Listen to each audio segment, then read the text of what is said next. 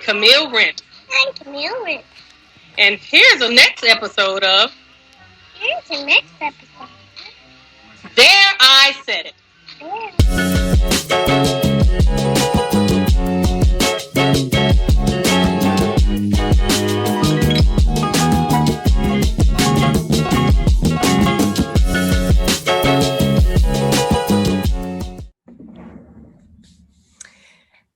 Hello, everybody. This is Ingrid, and welcome back to There I Said It, where I talk about things just happening around the world and just rooting for everybody Black. If you would take one gander at this cute little shirt I'm wearing. This is made by somebody that I think is super dope, and we'll learn more about her at the end of the show. I'll post her contact. Anybody else interested in sending me a t-shirt, I'll wear it on the show, shout you out, and post your contact information on how to order your wonderful art at the end of the show. So we all have that friend who is smart, successful in general, and has a lot going for herself. For some reason, she tends to need to find a man, any man that ends up being more of a liability than an asset, right? He's the Jody to her Yvette. He's driving a car. He's doing all of these different things. And while she's out there making these real life moves for herself, and in her mind, she's making these moves for them both and their future, but inevitably, he either moves on because he found a new sponsor, or he's made things a little bit too miserable for her, so she just kind of moves on. And that's just the plain and simple version of that. So now I already know what everybody may be thinking. For the viewers that are watching, no, this is not going to be a male bashing set about Black men. We love you, brothers. What it is going to be something where we're going to tap into the psyche of the woman who chooses these particular men who may just have a little bit more growing to do. Everybody has some times where they're just they need some growth. They're having some growing pains. So let's meet our guests that are going to talk with us. In the bottom corner, we have Mr. Blake Johnson. He is of the Black Podcasters Club, and he's the founder. Are you the founder? I'm the founder and the CEO of the CEO of the Black Podcasters Club. Hold on, let me bring your bio all the way up. He is the host of Diary of a Mad Black Man, a podcast about his life, mental health, and anything that he finds interesting to write about in his diary. Oh, that's interesting. He is the founder of this and the CEO, again, of the Black Podcasters Club, where it is a safe space for creators to enhance their creativity and become their own boss. Next up, we have Gail Marie. Gail Marie is a 35-year-old single woman with no children. She's originally from Queens, New York. She lived in Washington, D.C. for 10 years before moving to Kuwait in 2017. How interesting is that? Now she finds herself living in Dubai, and she's a special education school teacher and coordinator. Welcome, Gail Marie. Yeah. And finally, we have Mr. Victor Jones. He has been a podcast host for nearly 2 years. He's based out in Tampa, Florida. He's an FAMU graduate and always dropping knowledge while having around. I want to talk a bit for a second about your show. What was the name of your show, Victor? It was Liquor Talk. Liquor Talk. Yes, I like that show. I caught that once. Anyway, let's dive into this whole thing, y'all. So, what would you say is the allure of these men that these women tend to choose? Us women. So I want to be sure I understand the question correctly. So it's about women who tend to get involved with men that have a lot of growth that is still required of them. And what the question is, what is the allure of them? What do we think it is? What do we? Because there's a lot of reasons why women in general, choose these types of men that aren't completely compatible with them, and like some of them have some underlying trauma, some of them have some daddy issues. What would you say? Those are things that those are buzzwords that flow around the World Wide Web, as we all have heard. What would you say? I mean, I'm I think curious to hear your answer. So you curious to hear a guy's answer first? I'm curious. Yes. Oh, so Victor, they gonna put all the pressure on us right now out the gate. That's how y'all gonna do it. They are, but hey, we gotta have each other's backs. You know what I'm saying? But I do want to say, before we say anything, Black women, we still love y'all. You know what I'm saying? Us Black men, we still love y'all. That's not a good sign, Gail Marie. Oh God. Okay. So what's your answer? That's what I want to hear. I want to hear the answer. So I've been processing this question for since Ingrid said it, and it kind of makes me think like it could go multiple different ways. I think on a compatibility stage, we have what's called trauma bonding, which is, we have some Black men and some Black women out here that are broken and have been traumatized, and the need to heal or the need of coming from this broken space a lot of times is what brings us together. Just like there are Black women out there with daddy issues, there are Black men out here with daddy issues as well. You know what I'm saying? So those underlying issues may attract people to one another. I mean, in a sense, almost kind of regardless of gender. However, for the context of the question that's being asked, I think that I can't really speak from a woman's perspective. I'm gonna leave that to y'all. But as a man who is healing, who is moving past the traumas that I have been through and the things that I've caused myself, I'm going to consistently be a work in progress. I think that for people who may be interested in being in a relationship with somebody who's on a journey, who's on a path, who may not have all their I's dotted and their T's crossed, people need to understand the motivation for where it is I want to go and what it is I want to achieve. It's not necessarily where I am today, but where I want to be. I think the underlying question here is, I think some people, men and women, become complacent in their trauma, become complacent in their life circumstances, whatever it is that may be. And I think that can be problematic. However, I think that, for people who may not, have the best job or have the best mentality right now, if people are working through things and they're trying to heal and overcome and change the way that they are, I think that that's kind of a different context to the question. And the reason why I said all that is because I think a lot of us are broken deep down inside. A lot of us have traumas that we haven't healed from, and they subconsciously attract things that may not be productive for us or conducive to our lifestyle and where we are in our healing. So yeah, I don't know. I 1000% agree. 1000%. Because at the end of the day, it really just kind of starts with you.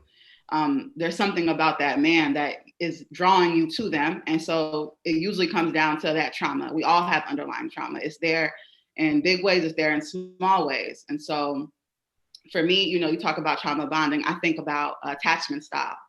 And, attachment style, attachment theory is basically how you bonded to your primary caregiver. And a lot of time, those like behaviors that you adapt from them get carried on into what you're looking for in a mate.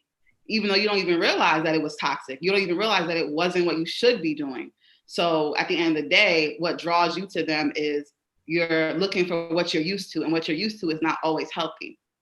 That actually, is some of the things that I kind of was thinking about, like when I was going over this in my mind, like mommy issues. Women have mommy issues, some of us. Like women have this really rebellious side of us that kind of, oh, well, my mother didn't like him, so I like him a lot. Like, you know what I mean? There could be anything like that. Or sometimes it could be a control issue with some women. This is just what I've observed. I didn't personally want to be the one to speak on this topic solely as the only woman, just because the first thing people say to me when I give my thoughts or opinions, or whether they're asked or not, is, but you married. Even before I got married, but you got somebody. Like, as though that somehow completely kicks me out of the conversation. That's not necessarily true.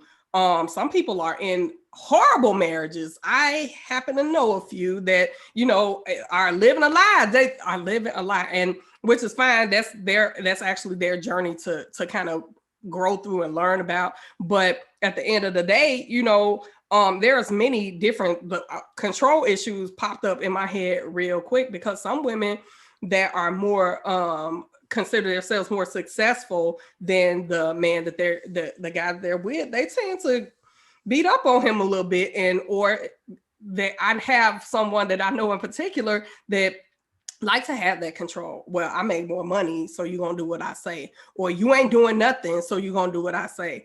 And wrong as that is, that sometimes is the way. And I'm not even 100% sure some women are even conscious, are doing it consciously, if that makes any sense. They kind of just are somehow they have this kind of domineering attitude towards men. And you know, sometimes you just gotta let it, whether to me, whether you're more successful or you have more of the power in the relationship, I think that it's important that you let a man be a man, or you just got to, and not to.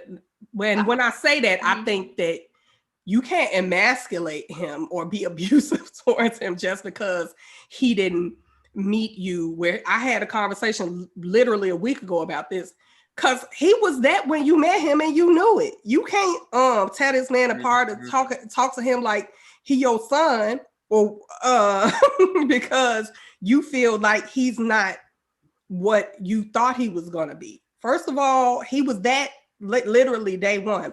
He lived at his mama's house when you met him. He was happy there. Like, you the one decided that it was time for him to level up. You didn't give him a voice in that. You didn't give him a voice in that. Not to say that it's wrong to try to get your man to, you know, grow in any way, but if he ain't ready yet, if he's not there yet, it's you kind of spinning your wheels and frustrating yourself as a consequence. Victor, you've been quiet. What you got to say, Victor? Oh, sorry about that.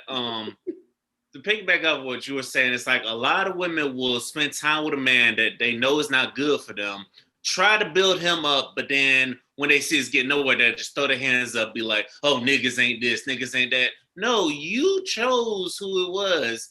And also to get back to why you said, why do women always go for men that aren't good for them? It's all about what you like. It's like sometimes some women they just attract sorry people. It's like you can't fault somebody for always going for what they like, you know what I'm saying, even if it ain't good for them.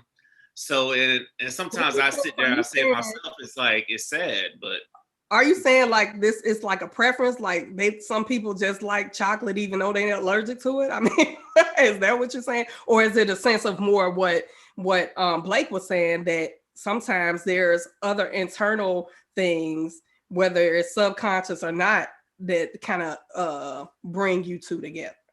Those types. Sometimes it's subconscious, and sometimes it's just you just like a man with drama. Because one time I saw on social media a girl complaining about a man who didn't cheat on her and who didn't do nothing. She was like, you always abandon me, go cheat on me or something. I'm like, you're sitting here complaining about a man being faithful to you, but when you get somebody that's being disloyal to you, want to get mad. I'm like, what do y'all want?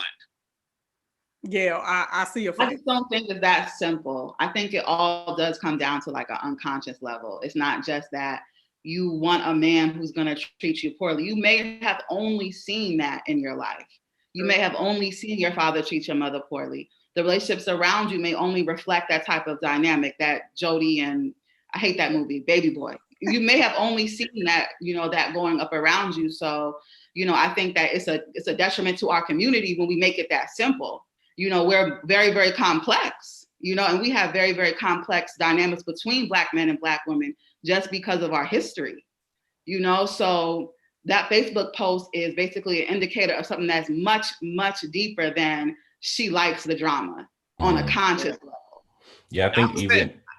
Go ahead, Victor. Yeah, I'll say that's partially true. It's like, but also that's somewhere you gotta address that hurt, you know what I'm saying? And also when something good comes, you can't be afraid of it. You can't be, this is just too good to be true, too good to be happening. No, you gotta change your expectations. You gotta expect the best, you know what I'm saying? Then you're gonna get the best. And some people subconsciously, they haven't changed their expectations. I got a question. So what about, you know, this kind of leads off into society talks. This has been a thing since as long as I can remember, being a ride or die. I'm gonna change him. I'm gonna ride with him, and when he get on, we gonna be this, we gonna be that. So, because they that which is, it's not like it's wrong. Like, if you can support me at my worst, then you should you definitely deserve to be around me at my best. But at what point? At what point should you just cut the cord? Like, what would you say? You asking me? Well, I'm asking as the woman who maybe, yeah. So I mean, to me, it's complicated because I understand the wanting to be a ride or die chick for your man, right? You want to see him you want to be there from the beginning to the end.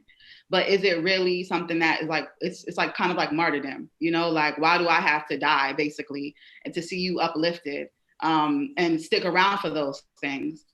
It's not, that's a bad thing, but is it what's best for me is the end of the day. You know, I don't like to speak in absolutes and like every man and every woman. I can really only speak for myself. And so I know that I've had to unlearn a lot of things, right, that were attracting or making me think that ride or die is what's the way it's supposed to be. Like, it's fine to ride or die if you ride or dying for me as well. You know, if I'm the only one making the sacrifices and I'm hurting myself in the process, then you wasn't really for me in the first place. True. I mean, that's something that to really think about. I mean, that whole ride or die thing is can be good, but it can be bad just because of the fact that you're right. A lot. I think it was a friend of mine was saying something like, "Why do I have to go through hell first? Like, you know, some kind of initiation to get to the good part and to receive the best of you. Why don't you want to?" So I don't think that should have to be a requirement either. I was gonna say, I think culturally it's been kind of normalized to go through somebody cheating on you, to go through toxic situations, to go through these kind of things in the initial stages of a relationship. Because I think in just general terms speaking, I think as Black people, we've become accustomed to dysfunctional relationships. Yeah. We learn to function in dysfunction. So because dysfunction is our norm, we don't understand what function looks like, what a healthy relationship looks like, what a healthy balance looks like. And so similar to what Gail was saying, having to unlearn a lot of things that were taught to us, because we may think that things are okay, you know, I'll speak specifically to this, like with domestic violence. There are a lot of women out there who feel that when a man puts his hands on you and is abusive towards you, that means he loves you. And a part of the reason why they believe that is because it's normalized within our communities. It's normalized within our relationships. We see our aunts, mothers, grandmothers have gone through these vicious, toxic cycles. So a lot of things that we're speaking to when it comes to relationships, when it comes to a healthy relationship, the unhealthy side of that or the toxic side of that has been our normal and is normalized. And so a lot of times we don't know anything other than what's toxic, unhealthy, and dysfunctional. Okay. It's very true that that the toxic stuff is what we're the norm to. It's like people in our generation didn't know much about going to see therapists and going to seek help for they just kept everything in house. They're like, everything's gonna be okay. No. And now our generation is starting to take the initiative and going seeking help and going to get away from these situations. And I think it's sad that it's still in our generation, that still within the Black community, that going through toxicness is still in order to get the good is is bad, you know.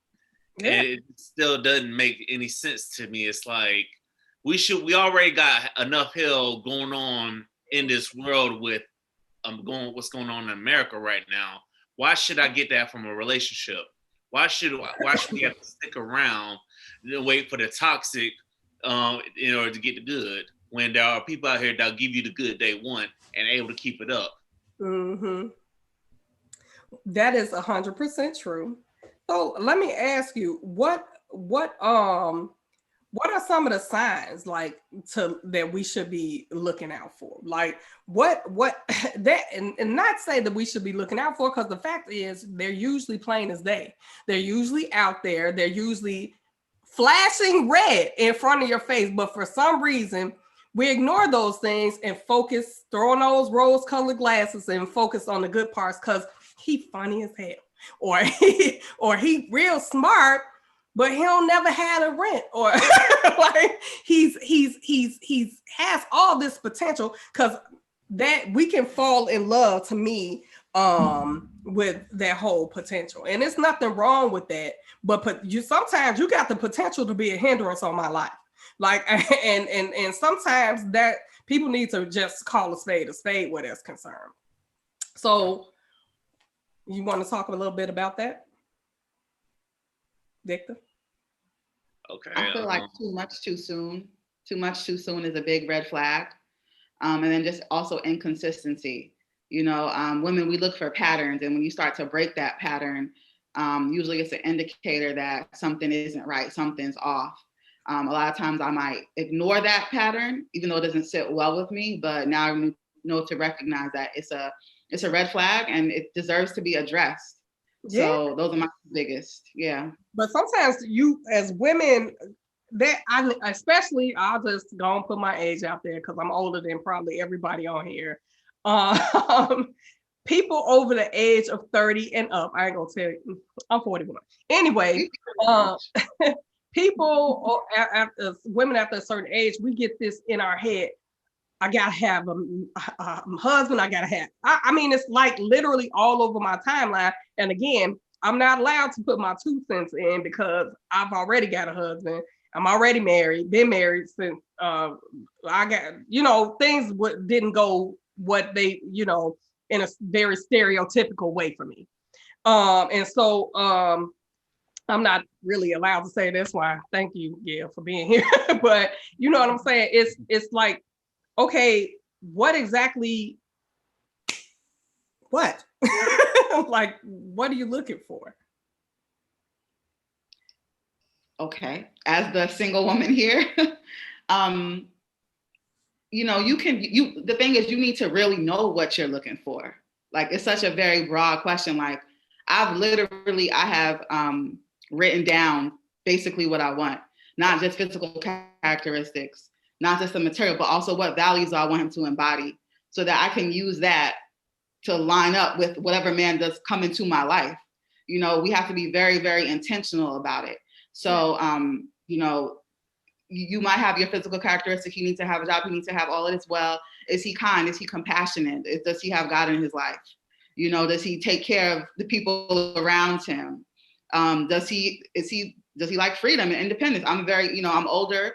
I've lived on my own for my entire life. So freedom and independence is very, very important to me. Mm-hmm. So if like I said, like too much too soon, or being inconsistent and not aligning with my values is something that's going to be a red flag. But then as far as, you need to know what you're looking for, so you know what those red flags are in the first place. Mm-hmm.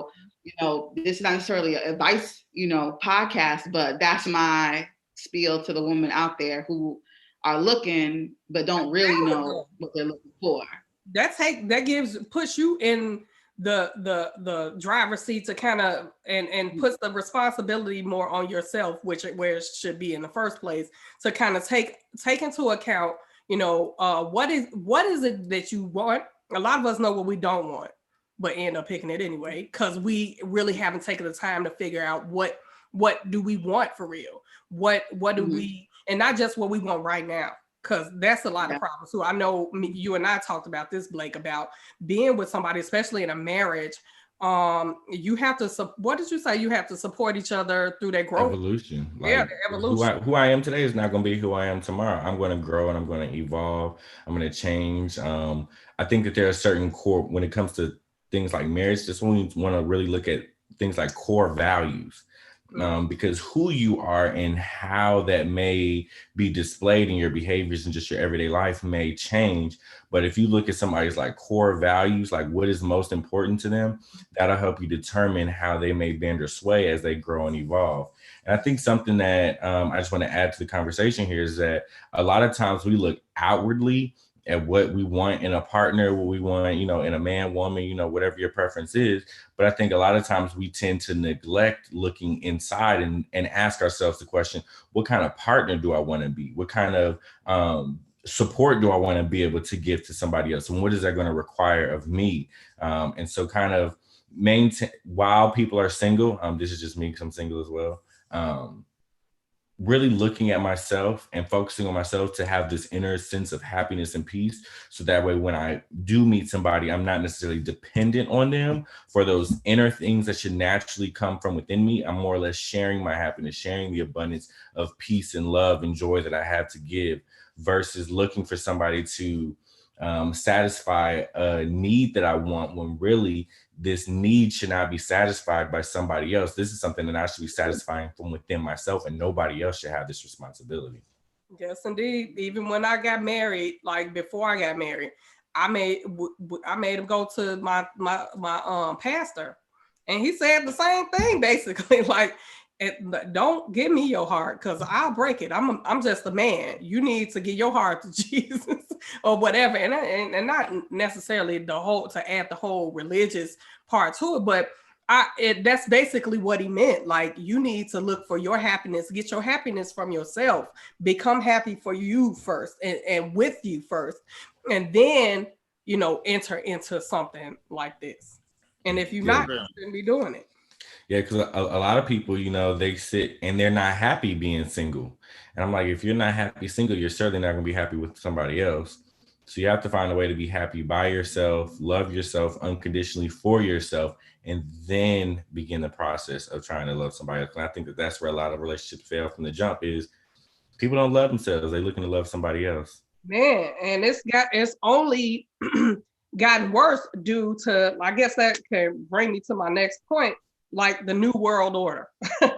As you guys are a little younger than me, or whatever, but you guys started, you guys began the whole internet phase of things where people are now hitting each other in the DM and all of that, and then connecting with one another. And these connections are everywhere. Like, I had, when I was growing up in the 90s, we was getting numbers. You might be able to beat me. You know what I'm saying? You might be able to page me. Well, evolving to the 2000s, we got the two ways and so on and so forth. But we didn't have the benefit of being able to not just reach the person next door in the next town, but you meeting people like Gail, we talking in the next country on a whole nother continent.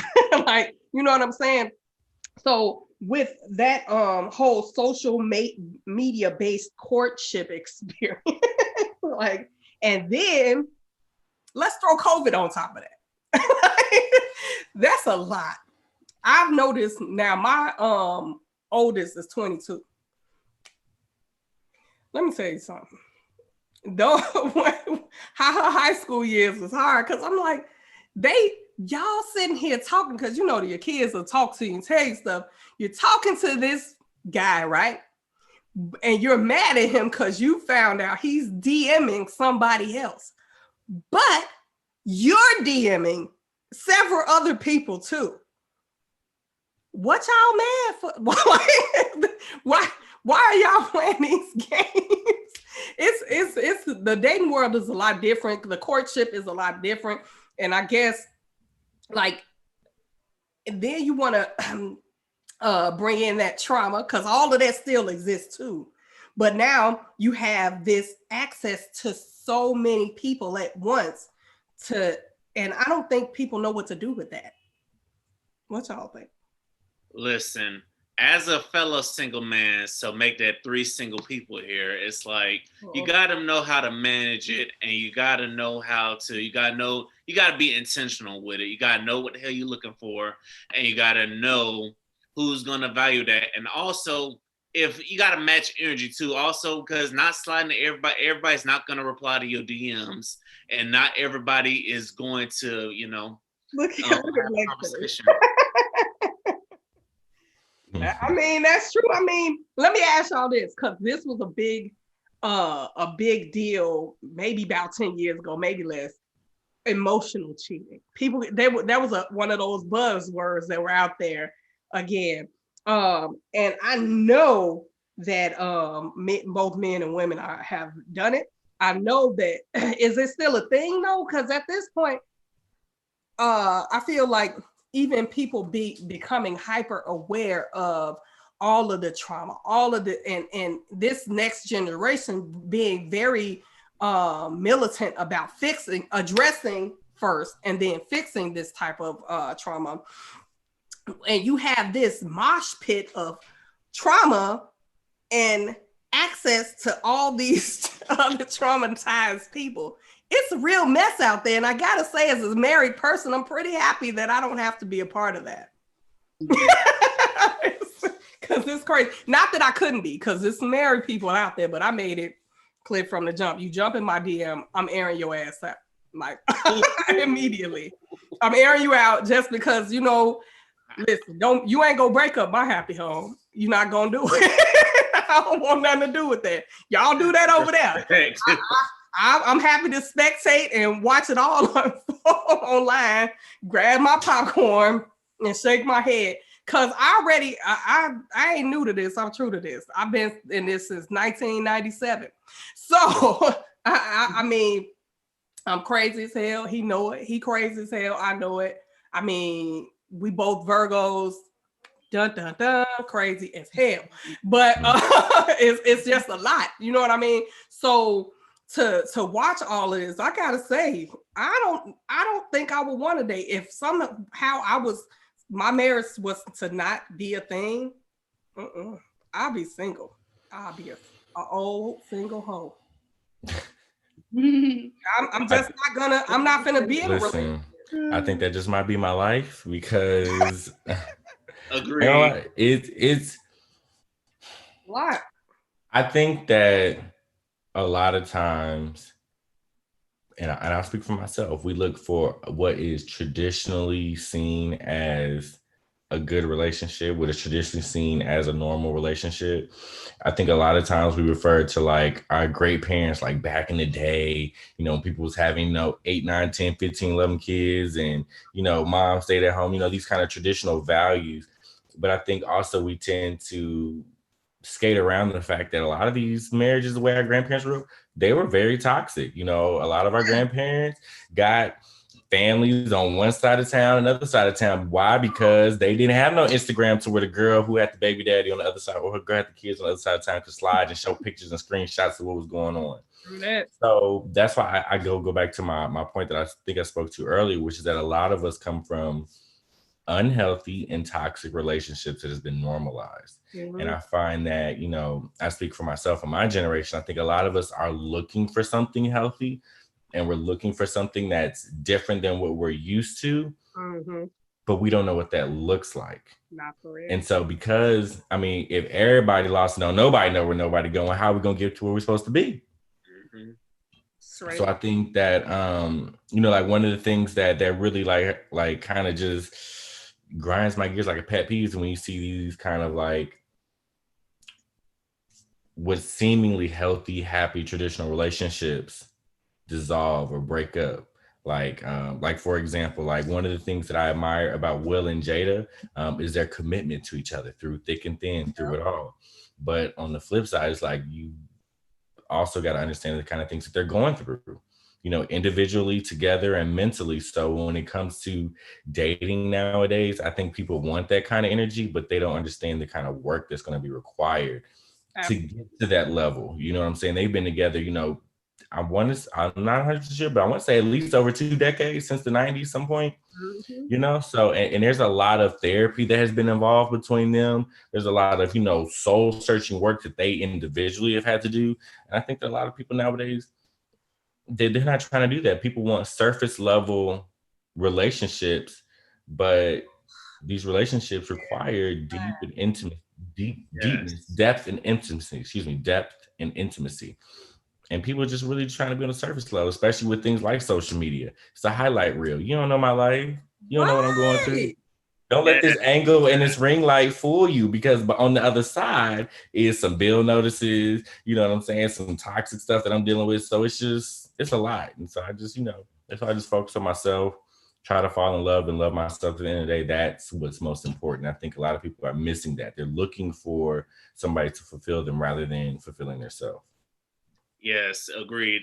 Because too many people, instead of focusing on themselves, they're trying to just keep up with the Joneses, keep up with social media, keeping up with posts. They're like, oh, they're in Dubai. Oh, I want to go Dubai. Oh, I want to go here. I want to go there. Oh, he just bought him a whip. I'm going to buy my girl a whip. It's just so much keeping up with the Joneses, with materialistic things. And also that's not going to matter in the next 5 to 10 years, you know what I'm saying? And it's like, in our generation, it's like we in the microwave generation, we want it now, but nobody wants to. We want it right now. We don't want to put into work. We don't want to put into we don't want to invest our time into the future. We want things right now. If it ain't popping right now, people are getting gone, you know what I'm saying? Yes, and that's it's sad. You know, it's really sad in this generation for people out here that do want to put in the work, that do want to evolve with somebody. You got to understand, the part of evolving with somebody is you got to see their growth, you know what I'm saying? Because everybody is, you know, not perfect. That's exactly right. Like, you know what actually grinds my gears about the social media thing? Those groups. I do know how many marriage or relationships groups this people have invited me to.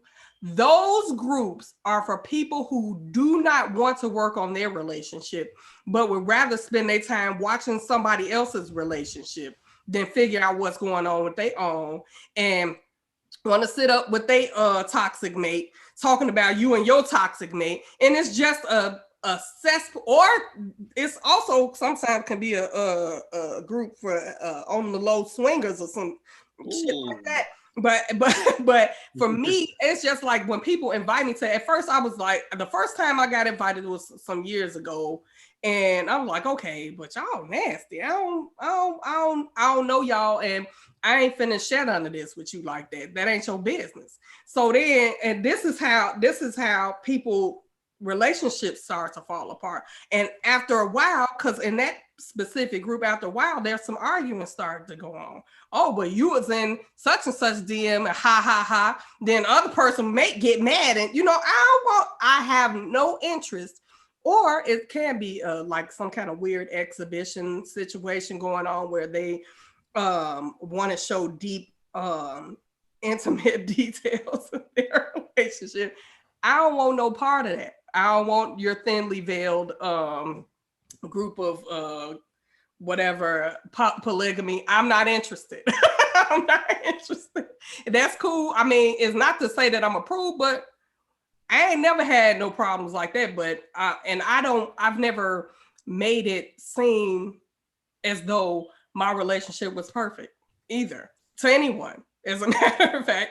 And because, like I said, there's some days where I want to punch my husband right in the face on sight. And there's other days where I'm sure he wanted to choke me out. But there's other days where, you know, I'll give you a perfect example. I had an attitude about something or whatever. And he, in turn, got an attitude. But he heard a knock at the door. And we was talking loud, but that was just because of some noise in the background. But he thought somebody was out there talking crazy to me. All I saw was what looked like a linebacker running down the stairs trying to see who is that. I can talk shit. You can't, homie. Who are you? That is the stick-to-itiveness. Is that what I'm looking for?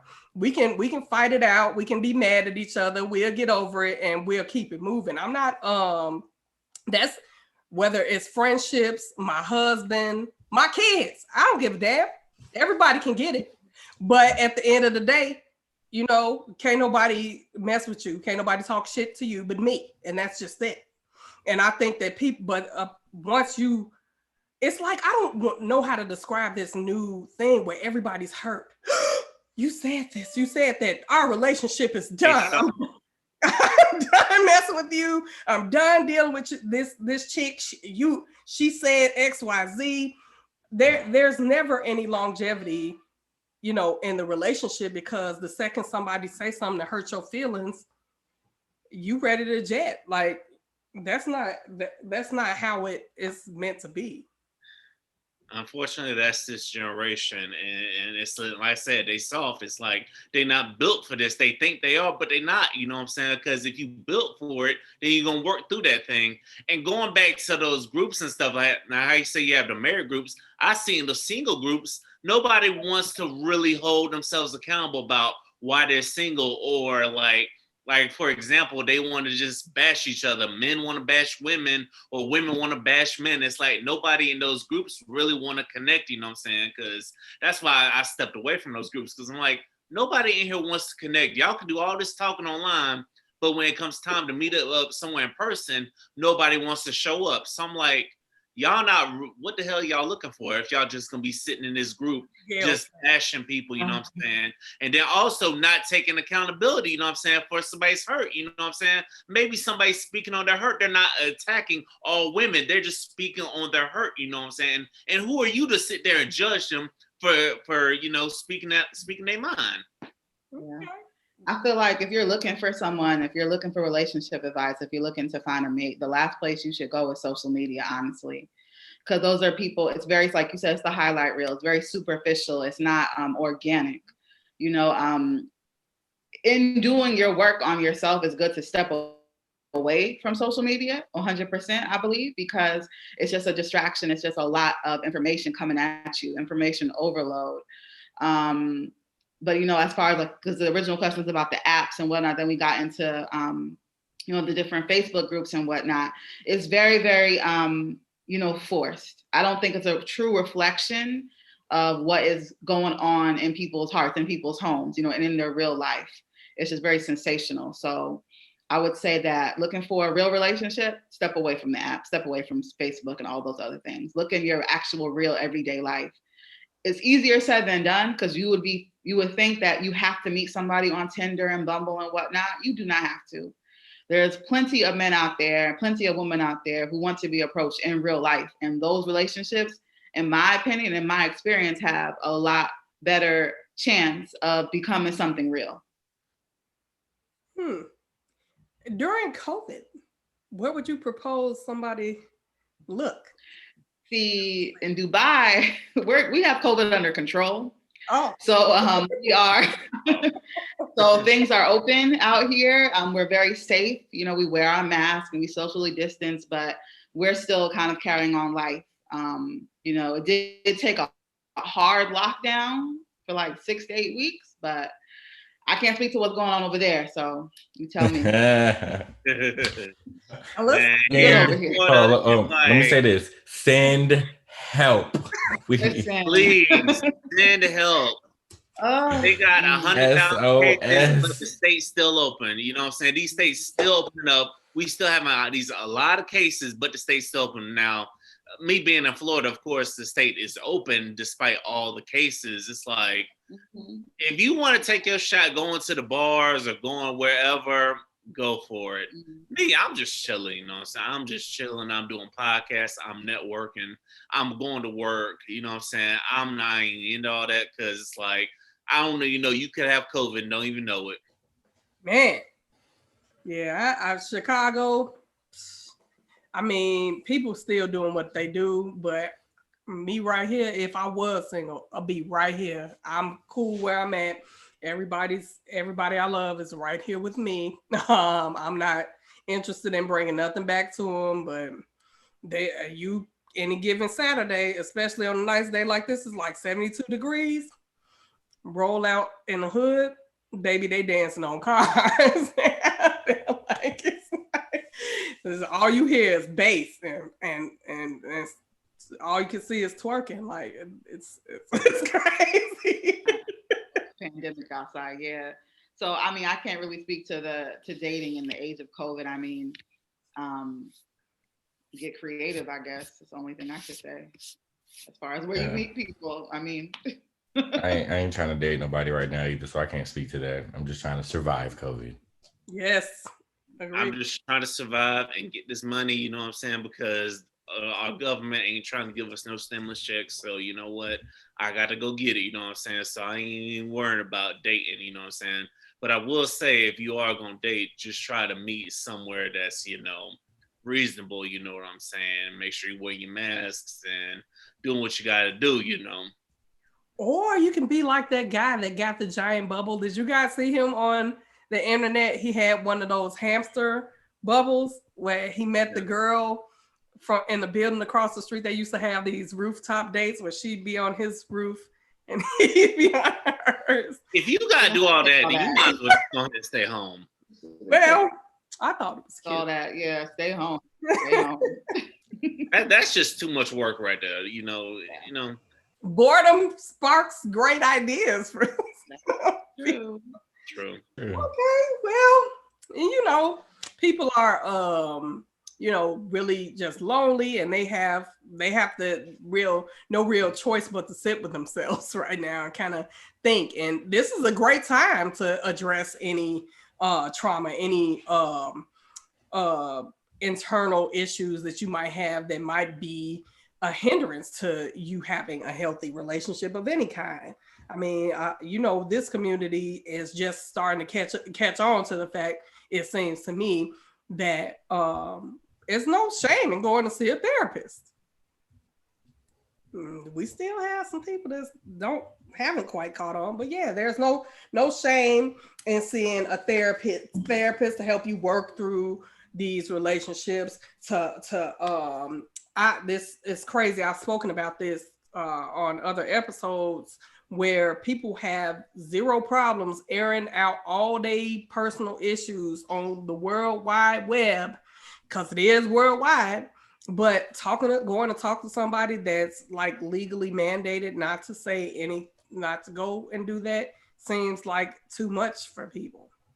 Listen, people need to start going to the therapist, going to see them, because what you air out on social media can be used against you once somebody finds that out. You know what I'm saying? Like if it's a family member or a friend or someone you're interested in, they can find out, they'll see your tweets and stuff. They'll see what you're saying on social media. They'll go snooping on your page and see what you're saying on social media and then blow up at you when they find it, you know? So my advice is it can be used against you if it's posted on social media.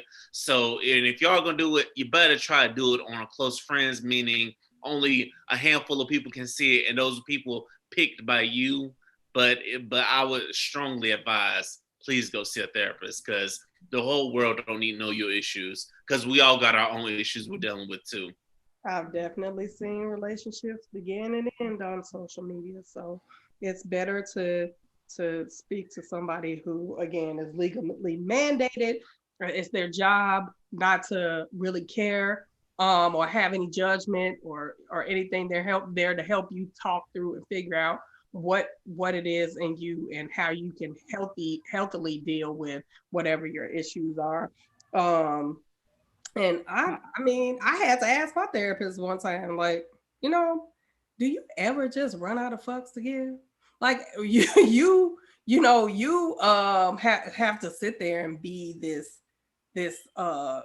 dumping bin for people's problems. I mean, but they do. They take off time and they have training and have time away in workshops to deal with that too. So it's important to, even therapists have to address things within themselves, because they're people too. I would also like to add that, you know, therapy is great, and not everyone's able to access therapy. There are other things that you can do for your, you know, own self-work. Like there are lots and lots of books. If you're not a reader, you can go, there's a lot of great podcasts to talk about mental health and whatnot.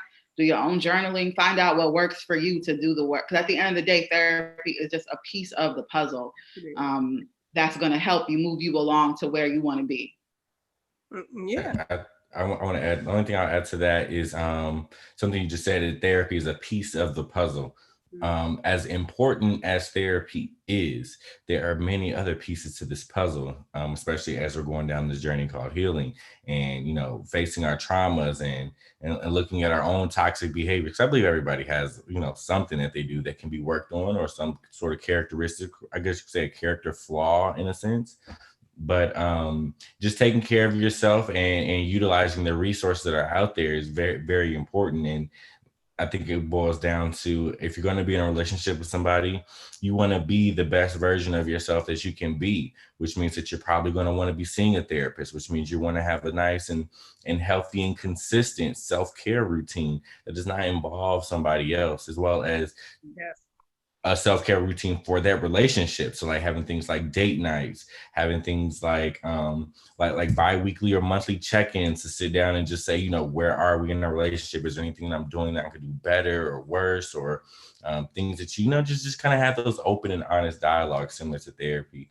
And so that's why I really appreciate you saying that, you know, it's a piece to the puzzle, because there's so much more that comes with it than just going to therapy. And I think the most important thing that anybody needs to have is they just have to have a desire to want to be a better version of themselves. That part, because that is basically what prompts you to go seek out therapy, what prompts you to go and really engage in self-care, what prompts you to call your girls for a girls' night and say, hey, this is what I'm going through, because it does take a village.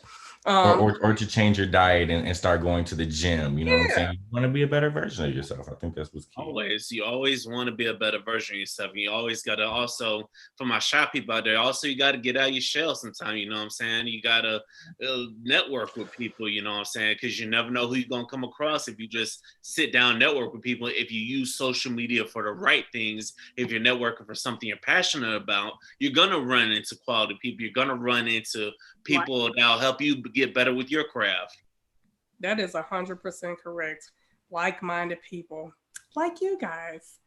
This has been awesome. This has been a great talk. I love watching Zoom is a big thing right now, but I love watching the facial expressions of everybody else in the Zoom. Like if somebody says something crazy, or not particularly in this group, but or something that of interest to them, just watching facial expressions cracks me up. But you guys have been an awesome group. I love you guys for coming out. Gail Marie, can you give us a little bit more about you? Yeah, I forgot to put it in my bio, but actually I have a podcast. It's called We're Not Here to Argue. We just started it. I'm brand new to the podcast world. You can follow me and my co-host Mo at Not Here to Argue Pod on IG, and We're Not Here to Argue wherever you listen to a podcast. Victor? All right, ladies and gentlemen. Thank you for having me on. First of all, I was grateful, you know what I'm saying? Also, you guys can check out the Liquor Talk podcast. We got a lot of great episodes coming up. It is in the midst of comeback season, you know what I'm saying? It's the time to where we're going to come back from whatever we're dealing with, you know what I'm saying? We're going to overcome it. So that's why I think it's comeback season, you know. Check out the episode I did with Blake. We talked about the Black Podcast Club.